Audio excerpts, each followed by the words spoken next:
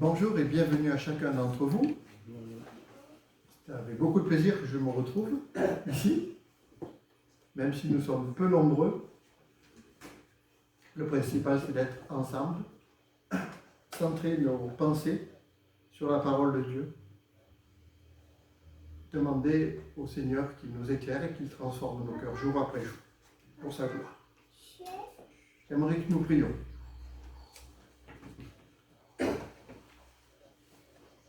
Notre Dieu, notre bon Père Céleste, tout est grâce, tout est cadeau, tout vient de toi.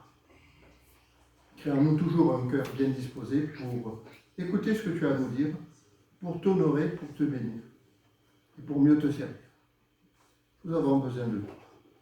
Et merci pour cette parole que tu as laissée à ton peuple, à toute l'humanité, et que ton esprit souffle avec force et puissance dans ce pauvre monde qui meurt sans toi, qui a tant besoin de toi. Nous te demandons ces choses dans le nom de Jésus, notre Sauveur, le Sauveur du monde. Amen.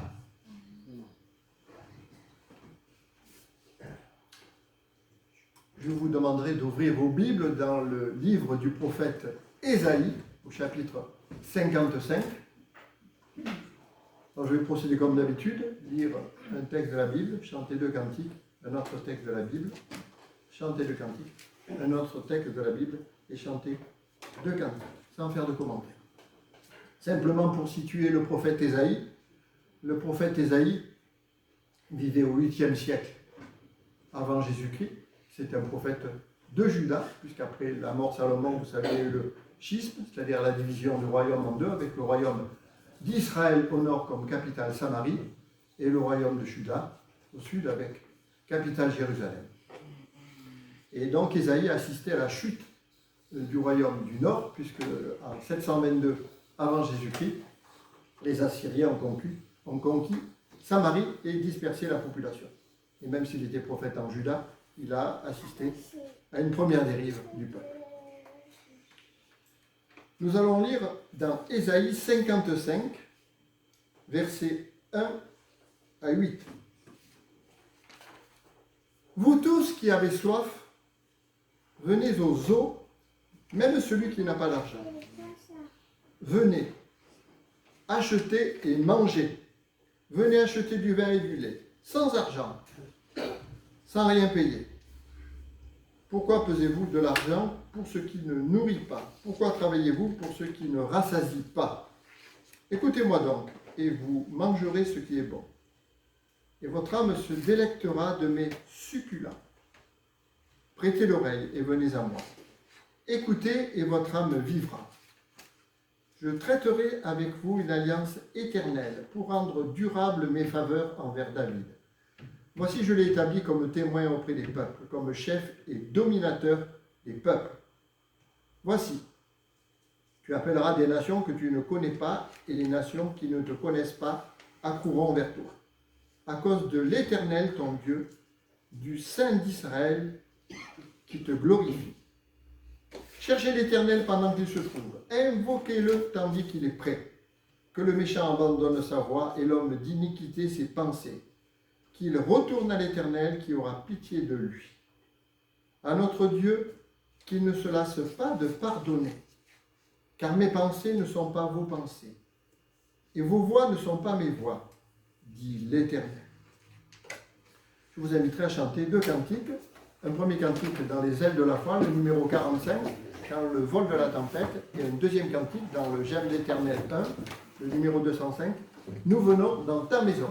Et je vous invite, pour ceux qui le souhaitent, à se lever.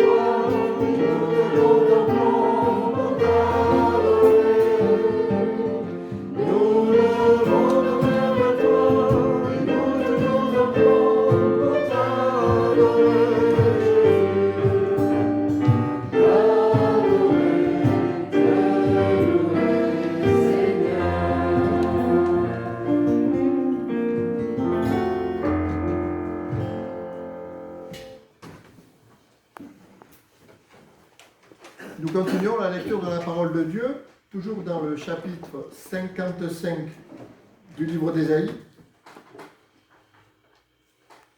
Autant les cieux sont élevés au-dessus de la terre, autant mes voix sont élevées au-dessus de vos voix, et mes pensées au-dessus de vos pensées. Comme la pluie et la neige descendent des cieux et n'y retournent pas sans avoir arrosé, fécondé la terre et fait germer les plantes, sans avoir donné de la semence au semeur et du pain à celui qui mange, ainsi en est-il de ma bouche, de ma parole qui sort de ma bouche.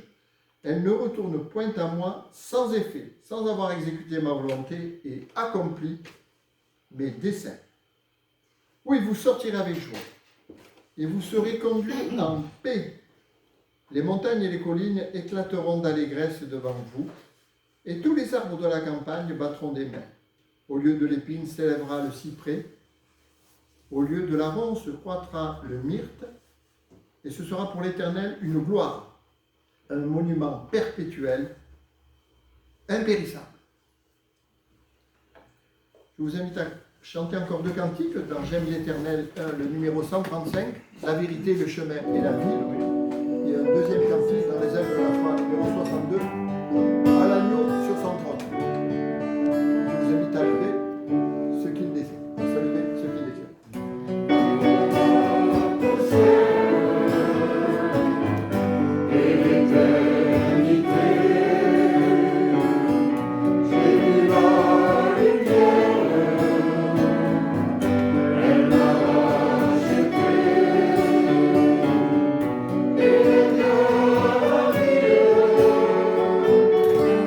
Thank you.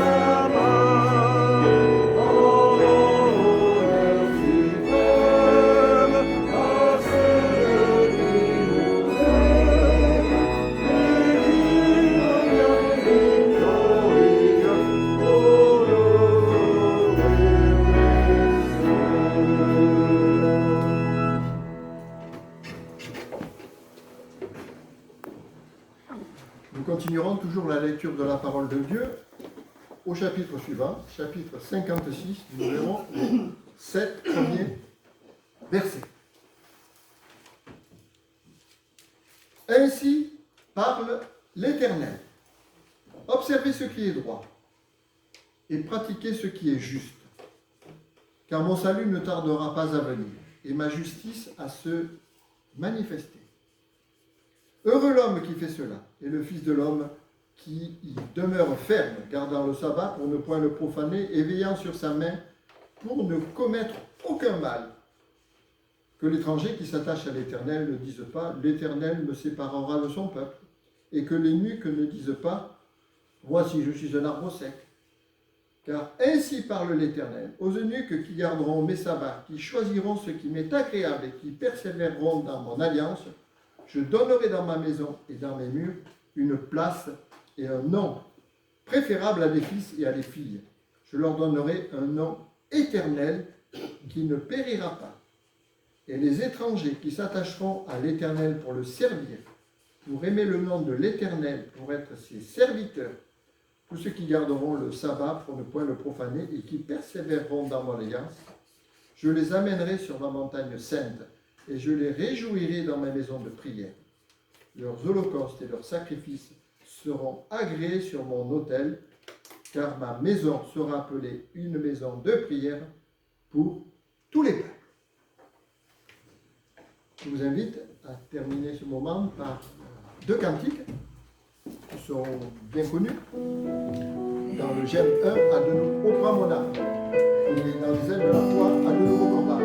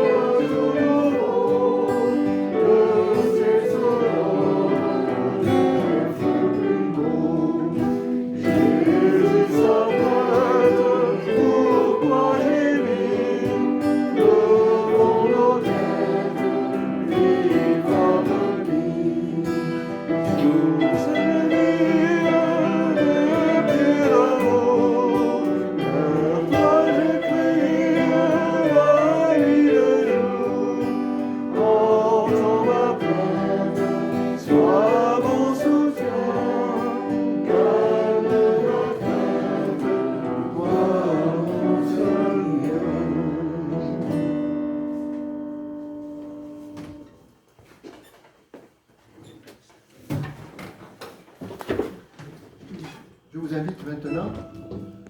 Ah, pardon, excusez-moi. Je peux. À l'ouest, excusez-moi. C'est voyez le deuxième.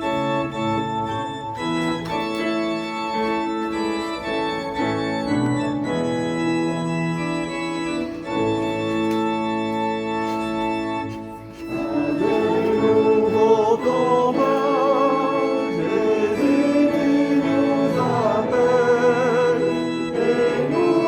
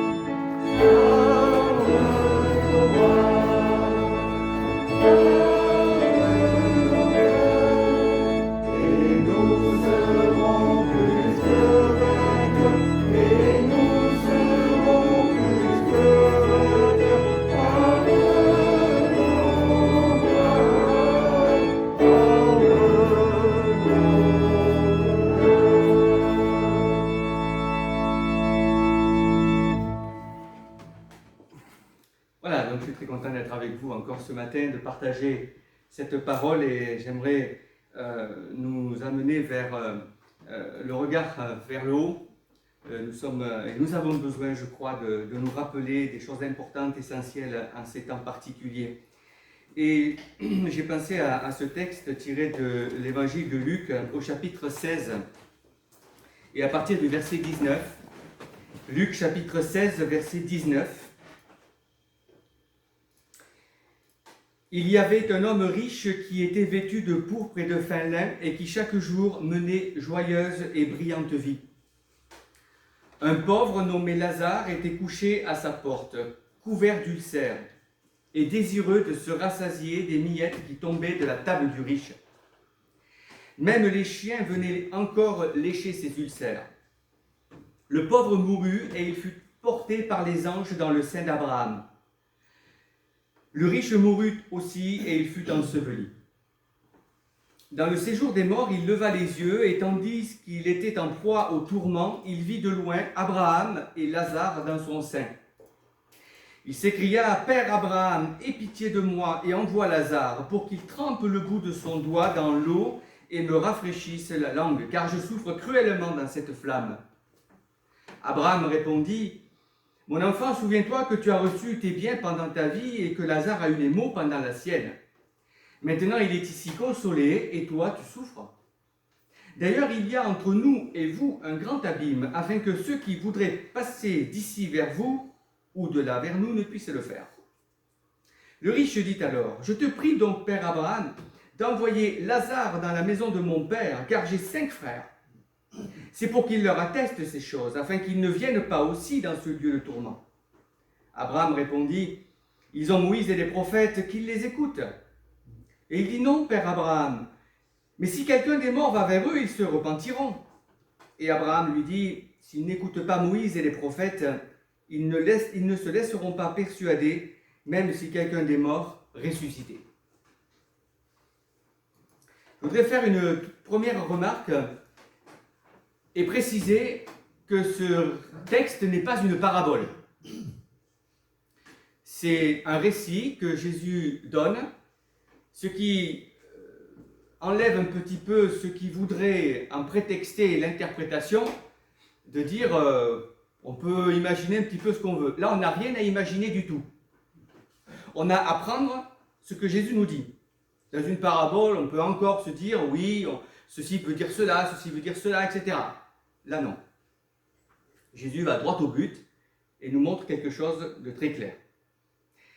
Et ce récit va se composer de 2 actes, un peu comme une pièce de théâtre, si vous voulez. Le premier acte donne un portrait de la vie sur Terre. Ce sera notre premier point, que j'intitulerai « Le riche et Lazare dans le monde visible ». Et le deuxième acte se déroule de l'autre côté. Ce sera le riche et Lazare dans le monde invisible. Premier acte. Nous sommes invités par Jésus à bien nous rendre compte de la situation et de la vie de ces 2 personnages, où les univers sont littéralement aux antipodes. L'un était très, très riche, et l'autre était très, très pauvre. Et cette disparité est volontaire de la part de Jésus, pour mettre vraiment les choses de façon claire. Finalement, 2 situations en même temps que nous connaissons, que nous voyons autour de nous, qui se voient sur la terre. Des gens très très riches et des gens très très pauvres. Et nous pouvons donc remarquer dans cet acte terrestre 3 constats, faire trois constats, ou 3 contrastes. Le premier, c'est le contraste de l'habillement. L'homme riche, nous dit le texte, était vêtu de pourpre et de fin lin. La teinture pourpre provenait d'une substance extraite d'un coquillage dont le coût de production rendait inabordables les vêtements de cette couleur, sauf pour ceux qui étaient très très riches. C'est pourquoi on associe le pourpre d'ailleurs à la royauté. Dans l'Ancien Testament, vous avez cette couleur qui vient très souvent, et en particulier dans la conception des voiles et de la tunique du souverain sacrificateur et du tabernacle. Le fin lin fait partie aussi de vêtements luxueux. C'était un article fabriqué d'une étoffe précieuse, blanche, qui se trouvait donc en dessous des tuniques et qui était très douce, très fine, très agréable. Je vous rappelle que le fin lin fait aussi partie, dans l'habitation de Dieu de l'Ancien Testament, du parvis et des vêtements des sacrificateurs. Alors que ce soit avec l'habit de dessus ou le vêtement de dessous, tout dans sa tenue vestimentaire arborait l'opulence. Nous dirions aujourd'hui que Madame s'habille chez Christian Dior, Yves Saint Laurent ou Coco Chanel, et Monsieur, bien sûr, chez Burton of London. Et, s'il vous plaît, ils changent leur garde-robe tous les 6 mois. Oui, je n'y vais pas, Pierre. Non. Je suis renseigné. Alors, par contraste, bien sûr, le texte ne dit rien sur le vêtement de Lazare. On mentionne simplement, et on devine comment il pouvait être habillé, que son corps était couvert d'ulcères. Donc, on les voyait. Ce qui veut dire que les vêtements n'étaient pas forcément très beaux et certainement déchirés. Non seulement les plaies de cet homme n'étaient pas pansées, mais il était donc revêtu de presque rien, ce qui permettait, dit le texte, aux chiens de venir lécher ces ulcères. Puis vous avez le deuxième contraste, c'est le contraste de la nourriture. La table de l'homme riche était garnie de mets bien évidemment de gras et succulents, on se régalait à sa table. Et on dirait aujourd'hui qu'il accumulait de la cellulite, bien évidemment.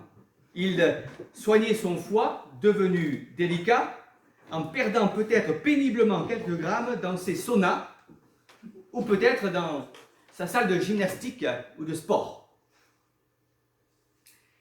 Cela nous fait penser bien sûr à ce texte de l'Écriture que la Bible nomme les excès du manger et du boire, et qui sont pour Dieu quelque chose à rejeter.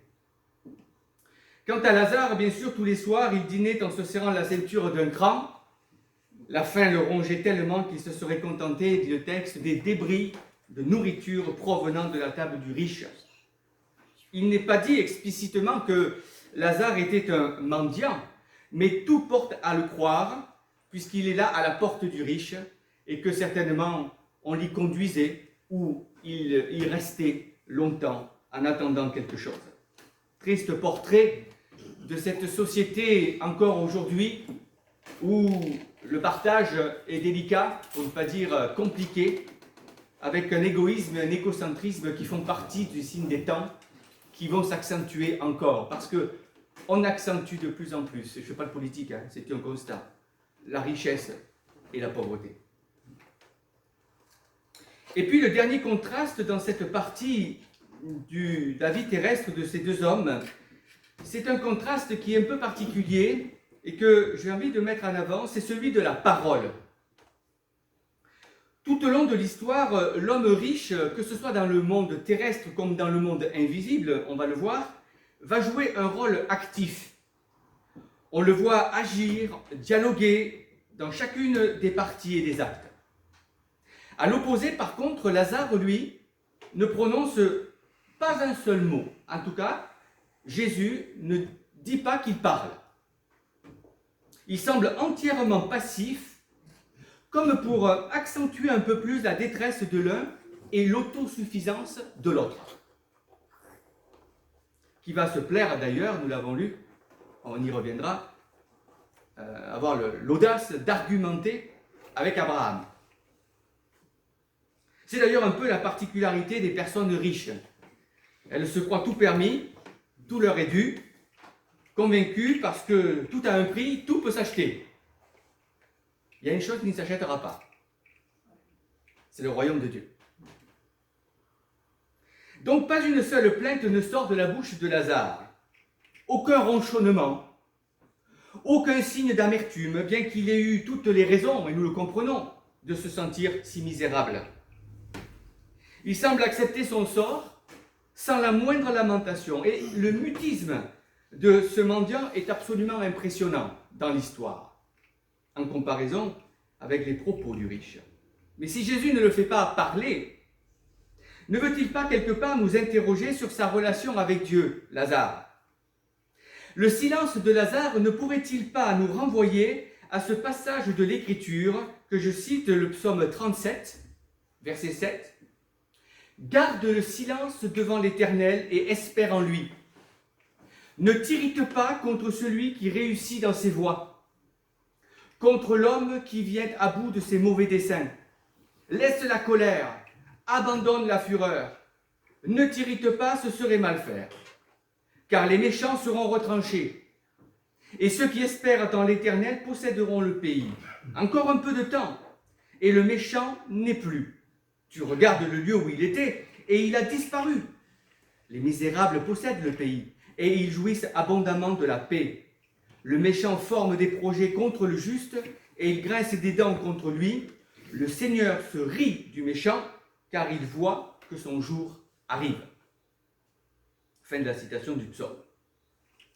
Mais il y a un autre indice intéressant qui nous laisse penser que Lazare était un homme pieux, qui pouvait très facilement faire sienne ces paroles du psaume 37 que je viens de lire.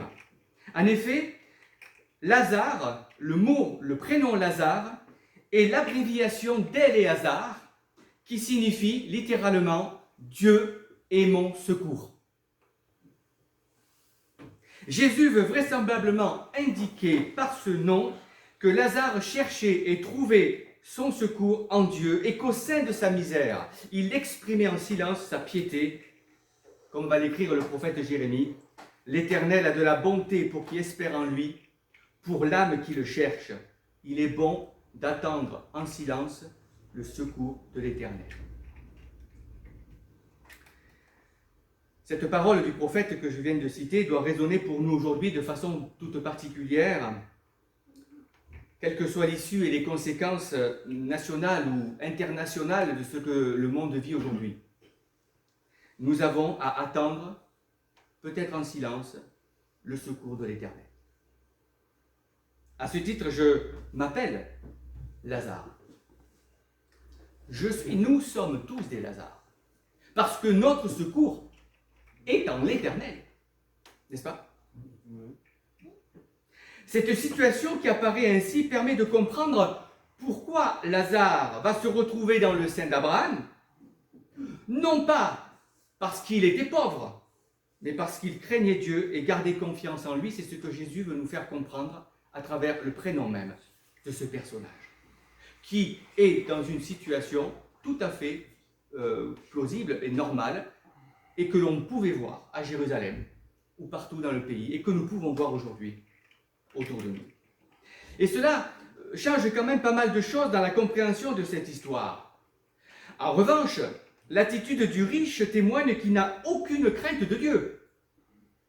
Et vous remarquerez que le riche n'est pas appelé par son nom. On ne sait pas comment il s'appelle. Et là, c'est pour cela que c'est intéressant de nous rappeler que Lazare, lui, a son prénom parce que Jésus veut focaliser notre attention sur le prénom de Lazare et son attitude silencieuse parce qu'il secourt. Son secours est dans l'Éternel. Le riche vit comme s'il était maître de toutes choses, comme s'il pouvait maîtriser son avenir. Alors j'ouvre une remarque avant de passer au deuxième acte. Jésus ne reproche pas aux riches sa richesse dans ce texte. La richesse n'est pas un vice et la pauvreté n'est pas une vertu. Jamais nous ne trouvons cette pensée dans la parole. La Bible ne s'élève jamais contre la richesse, mais contre son mauvais emploi. Il faut des gens riches, mais des gens riches qui ont le cœur ouvert, qui ne sont pas égoïstes et qui peuvent partager avec les autres. C'est pourquoi Jésus dira, après l'entretien avec le jeune homme riche, « Je vous le dis en vérité, un riche entrera difficilement. » Mais il ne dit pas que c'est impossible. Il dit difficilement dans le royaume des cieux. Je vous le dis, il est plus facile à un chameau de passer par le trou d'une aiguille qu'à un riche d'entrer dans le royaume de Dieu. Parce qu'effectivement, la richesse est quelque chose de très pernicieux, de sournois, une addiction à l'argent, qui est une idole, qu'on adore, qu'on sert. Nous le savons. Et c'est pour cela qu'il est difficile de s'en séparer, et donc d'entrer dans le royaume de Dieu. Alors après cette description de la condition de vie sur terre des deux personnages, notre histoire se déplace dans cet autre monde que j'ai cité, dans l'autre monde. Lazare et le riche dans ce monde invisible. Un monde que nous pressentons, mais que tout être humain pressent. Parce que Dieu a mis dans le cœur de l'homme la pensée de l'éternité. C'est donc quelque chose qui est en nous. C'est le gène de la création que nous avons. C'est pour ça d'ailleurs que beaucoup de gens cherchent cet au-delà par des chemins divers. Et ce n'est pas un hasard si Jésus dit « Je suis le chemin, la vérité et la vie. Personne ne peut venir à Dieu que par moi. » Ce monde invisible existe. Il n'est pas visible maintenant, mais il le devient pour ceux qui cessent de vivre sur la terre. Et Jésus va nous montrer les répercussions dans ce monde invisible du comportement du riche et de Lazare pratiqué alors dans ce monde terrestre. Le séjour des morts est invisible. Il échappe au regard des hommes. Et Jésus dépeint alors une scène tellement saisissante et unique dans l'Écriture, le renversement du sort de chacun après leur mort. Car oui, tous deux meurent. Ça ne nous étonne pas. Pour Lazare, d'ailleurs, on s'en doutait un peu. Comment pouvait-il tenir dans des conditions aussi lamentables? À son enterrement, si tant est qu'il y en ait un, il n'y avait certainement pas foule. Certainement pas du discours, ni fleurs, ni couronne. Pas un mot à la rubrique des faits divers. Incognito. Pour le riche, peut-être, la surprise fut grande. La nouvelle s'est certainement répandue de bouche à oreille comme une traînée de poudre. Le tour de la ville en a su. Dis-moi, le gars, tu sais, dans la somptueuse maison là-bas, il est mort. Non, c'est pas vrai. Si, il est mort. Non, c'est pas vrai, je lui ai parlé hier soir. Ben oui, mais ça n'empêche pas qu'il est mort. Ah, il est mort. Comme si c'était surprenant qu'un riche meure. J'extrapole un peu, volontairement. Car on peut penser, quelqu'un qui a de la fortune et qui meurt peut-être encore jeune, se dire, mais il ne pourra même pas profiter de sa fortune. Quand je pense à son yacht qui vient de s'acheter et qui mouille à Monaco, là, tout neuf, flambant neuf, il ne pourra pas en profiter. Alors presque, on râle pour lui, c'est presque regrettable, n'est-ce pas? Oh non, il est mort. C'est sûr que Lazare, lui, il pouvait profiter de pas grand-chose. Donc qu'il reste ou qu'il parte. On a un peu ce réflexe aussi, n'est-ce pas? On est tellement attaché un petit peu à ces choses de la terre. Alors on peut se surprendre à se rappeler cette parole de l'Évangile. Que servirait-il à un homme s'il gagne le monde entier et qu'il fasse la perte de son âme? Quelles sont nos priorités?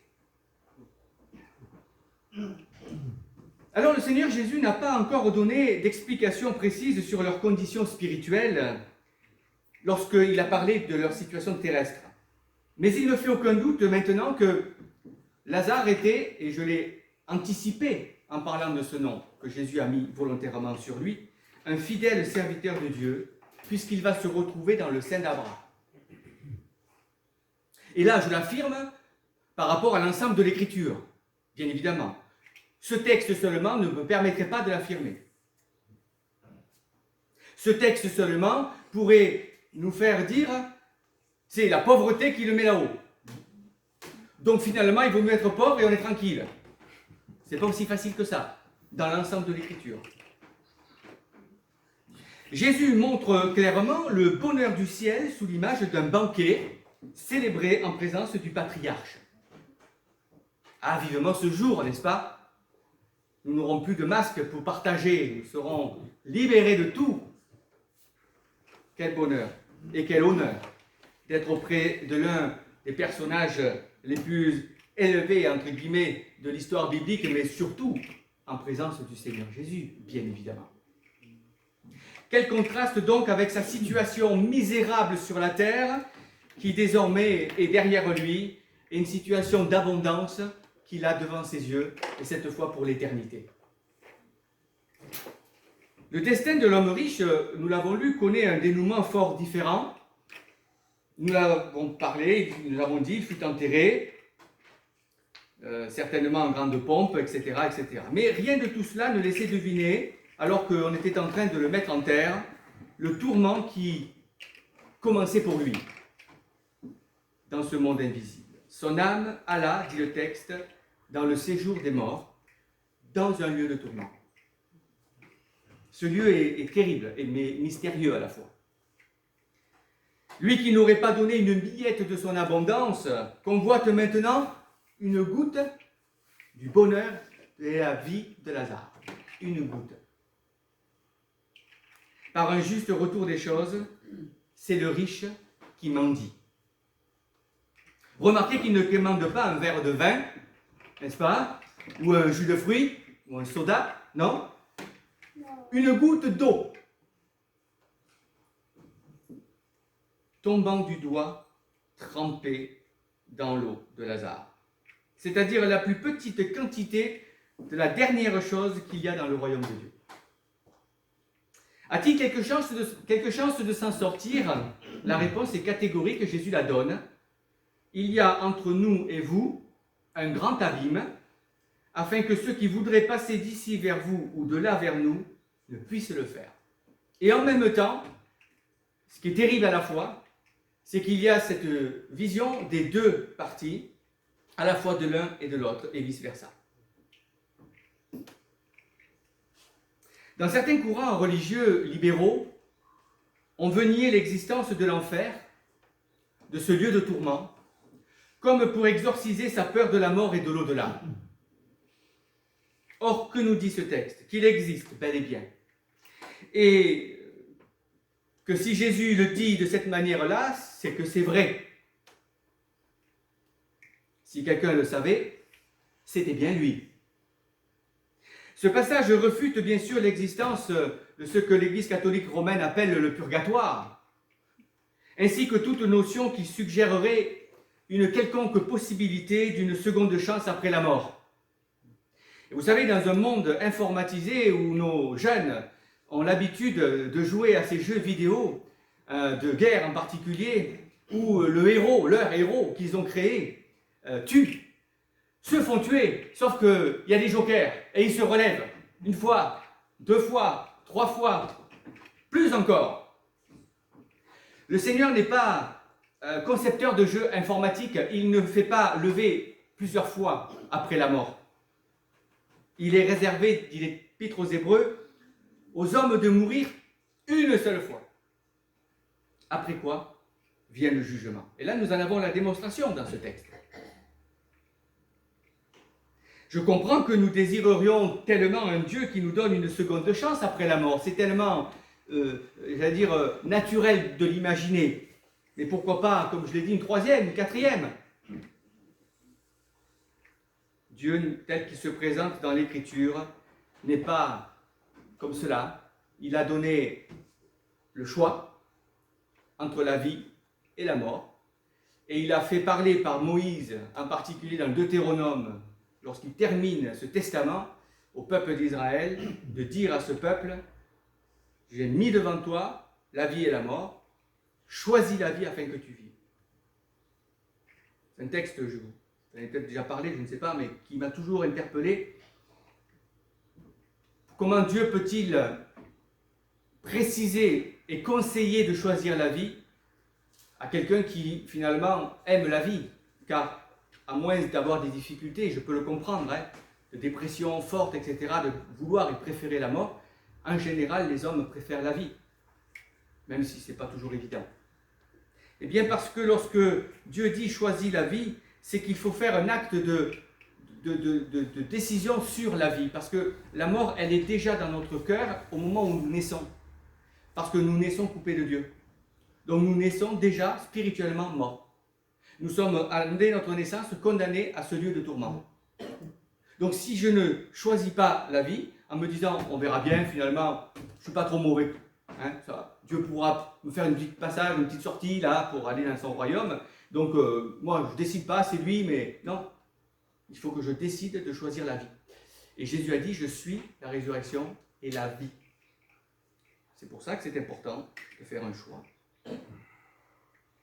Alors, la fin de texte nous dit que dans un effort désespéré et infructueux, pour essayer de s'en sortir, cet homme va réagir à plusieurs reprises. Mais bien sûr, il le fait trop tard. Il a dépassé le point de non-retour. La première chose qu'il fait, il lève les yeux. C'est une façon, en fait, de dire qu'il cherche du secours. Ah, tiens, Lazare, Dieu mon secours. Il cherche une aide, parce qu'il est en proie au tourment. Et nous remarquons qu'il est conscient de la situation. Si l'on peut toujours lever les yeux quand on est sur terre, pour chercher le secours, Lazare, en l'éternel, dans le monde invisible, on ne peut plus trouver de secours. Si l'on peut continuer à lever les yeux vers la présence divine, il ne retombera rien de cette présence. Alors que dans le monde terrestre, oui.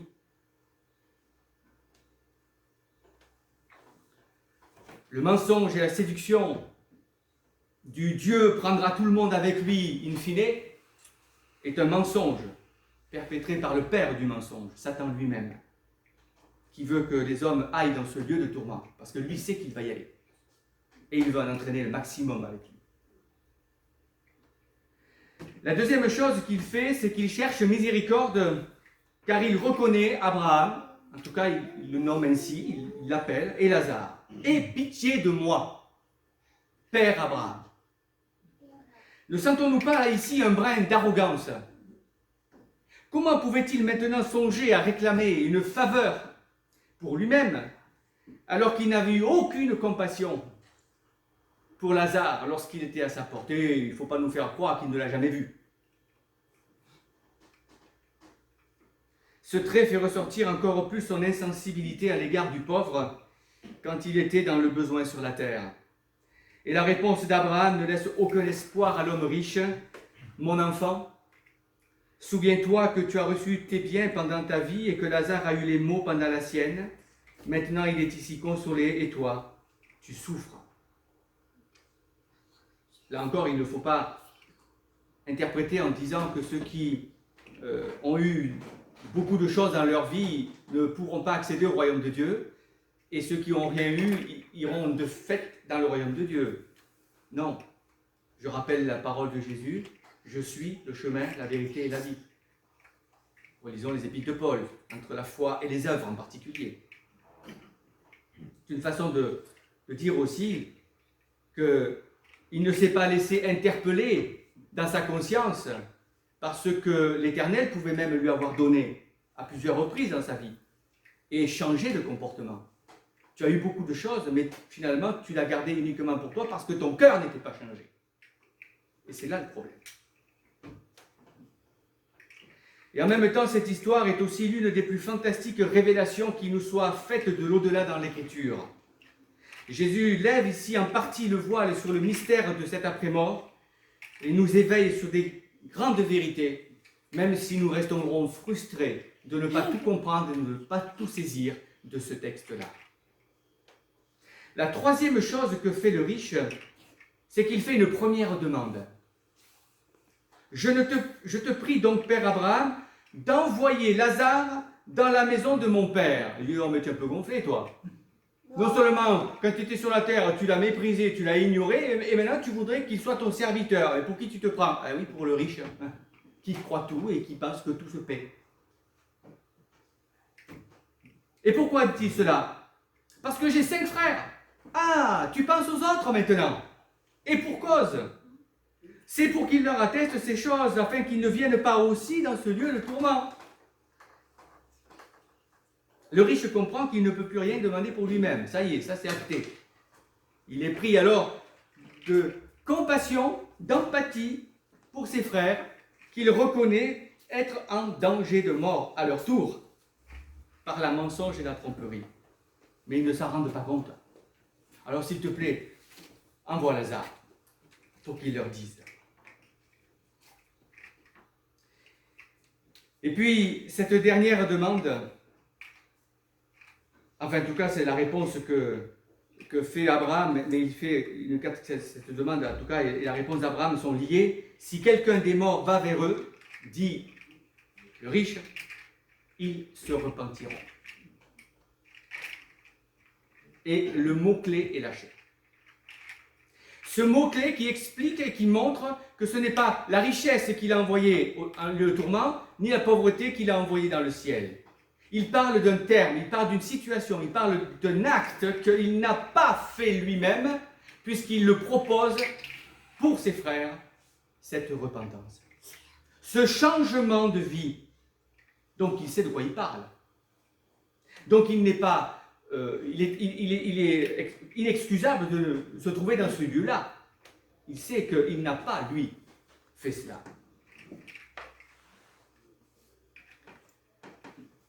Il comprend maintenant que la repentance aurait changé son cœur et donc sa manière d'être et de vivre sur la terre. Voilà le message que Jésus veut faire passer ici. Celui de dire que la repentance change complètement les dispositions les plus intimes de la conscience et du cœur et pousse l'individu à montrer ce changement par des actes concrets. Que la repentance détache l'homme, bien sûr, du péché, seul obstacle au royaume de Dieu, et le réconcilie avec son Créateur. Et c'est l'œuvre du Saint-Esprit.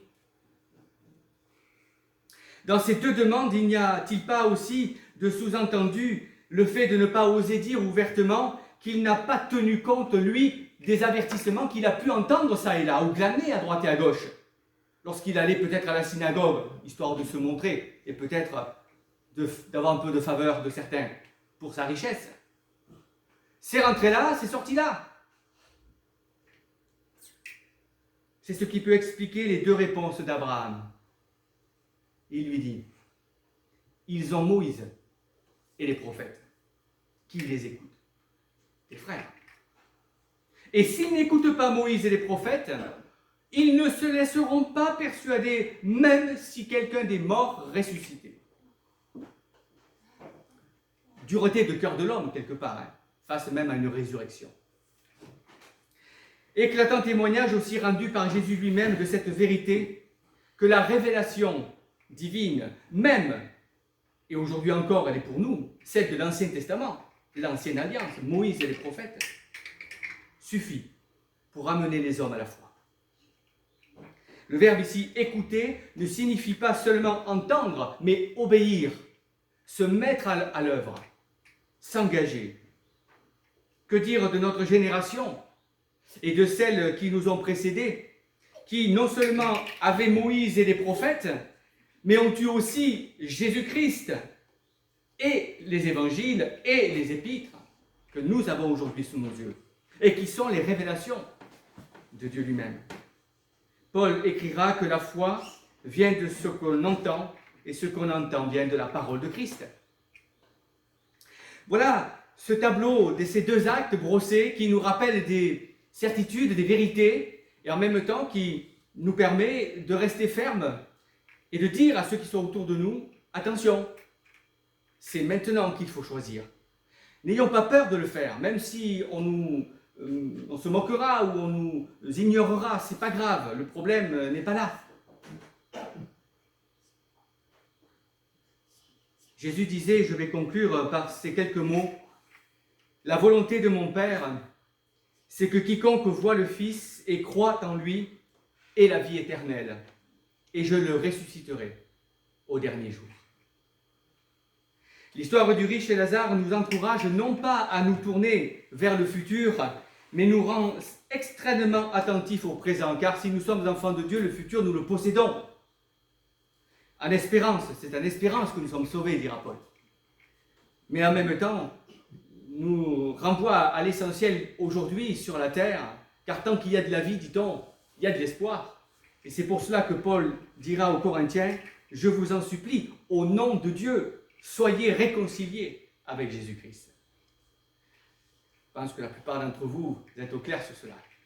Mais n'hésitons pas à le dire autour de nous, encore une fois, car c'est le message qui aujourd'hui apaise et donne la vie. Nous le savons. Alors n'hésitons pas. Prions encore le Seigneur. Notre Dieu, nous sommes reconnaissants encore de prendre ce temps et d'ouvrir ta parole, nous l'avons fait, de rappeler ces points importants, ces choix, ce choix que tu nous as permis de faire, je pense pour la plupart ici. C'est une grâce que tu nous as accordée, nous en sommes conscients. Que nous soyons riches ou pauvres, Seigneur, ton royaume est ouvert à ceux qui ouvrent leur cœur à l'œuvre de Jésus-Christ. Seigneur, nous te prions pour ceux et celles que nous connaissons et que nous souhaitons, que nous voulons voir entrer dans ton royaume. Le temps est court. Nous le sentons. Tu viens bientôt. Ô Seigneur, réveille-nous. Suscite en nous ce désir de partager, de dire, et même si cela ne plaît pas. Oh, que ton nom soit béni, Seigneur Jésus. Parce qu'aujourd'hui, tu nous as donné cette espérance que plus rien ne pourra nous séparer de toi désormais, parce que nous avons embrassé le Fils et saisi la vie éternelle. Oui, viens bientôt, Seigneur, comme le dit l'apôtre Jean, nous faisons cette prière nôtre aussi. Viens bientôt, nous t'attendons. Au nom de Jésus, je te prie. Amen. Eh bien, pour terminer encore, je vous propose d'écouter cette parole de l'Épître aux Hébreux. Et peut-être pourrions-nous nous lever pour recevoir cette parole de bénédiction de la part de notre Seigneur.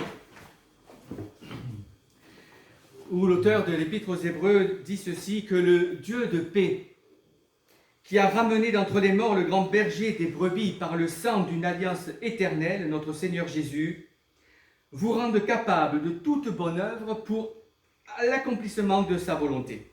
Qu'il fasse en vous ce qui lui est agréable, par Jésus-Christ, auquel soit la gloire au siècle des siècles. Amen. Bon dimanche à tous et à tout de suite.